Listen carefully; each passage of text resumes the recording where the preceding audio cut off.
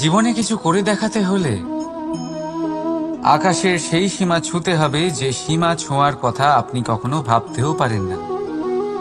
তাহলে নিজের মধ্যে এই তিনটি গুণ সম্মিলিত করুন। প্রথম, নিজের লক্ষ্যে পৌঁছবার ইচ্ছে, একাগ্রতা। এ আপনার দ্বারা এমন কাজ করাতে পারে যা আপনি কখনো করতে পারবেন না। দ্বিতীয়, সাহস, সমস্যার সমাধান করার ক্ষমতা। এটা আপনার দ্বারা তাই করাতে পারে যা আপনি সত্যিই করতে চান। আর তৃতীয় হল অভিজ্ঞতা। অভিজ্ঞতা আপনাকে বলে দেবে আপনার কি করা উচিত আর কি নয়। তাহলে যিনি ইচ্ছে, সাহস আর অভিজ্ঞতা এই তিন গুণকে সম্মিলিত করতে পেরেছেন, তাদের জন্য সংসারে এমন কোনো কাজ নেই যা তারা করতে পারেন না। তারা সর্বদা প্রসন্ন হয়ে বলেন, রাধা রাধা। স্বপ্ন আর লক্ষ্য একই মনে হয়। এই দুইয়েরই কথা মানুষ কল্পনা করেন, এই দুই মানুষ অর্জন করতে চান। আর এই দুই পূর্ণ হলে মানুষ নিজেকে অত্যন্ত ভাগ্যবান বলে মনে করেন।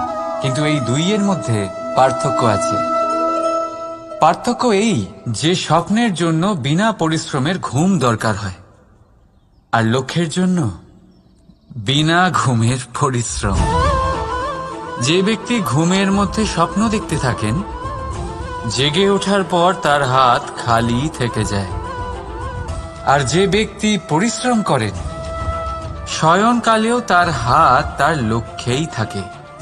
তাই যদি স্বপ্নও দেখতে হয়, তাহলে লক্ষ্য জেনে পরিশ্রম করুন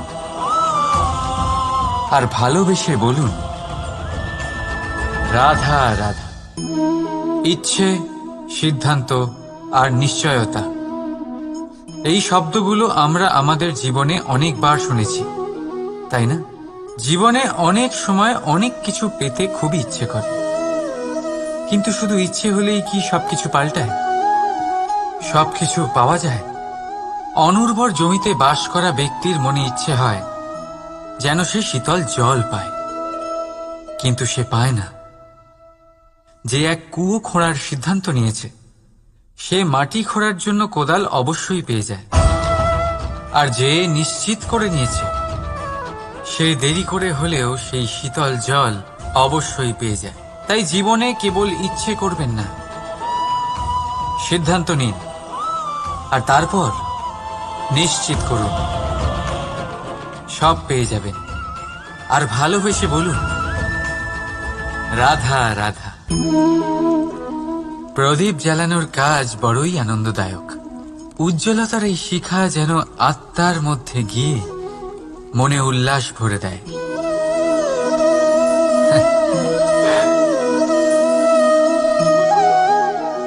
আমি কি করলাম?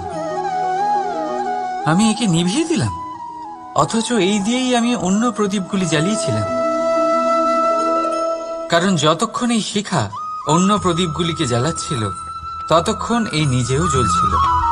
কিন্তু যেই ও এই কাজ করা ছেড়ে দিল, তখন একেও নিভতে হলো। বুঝলেন? সেরকমই জীবন হলো উজ্জ্বলতা দেওয়ার আরেক নাম।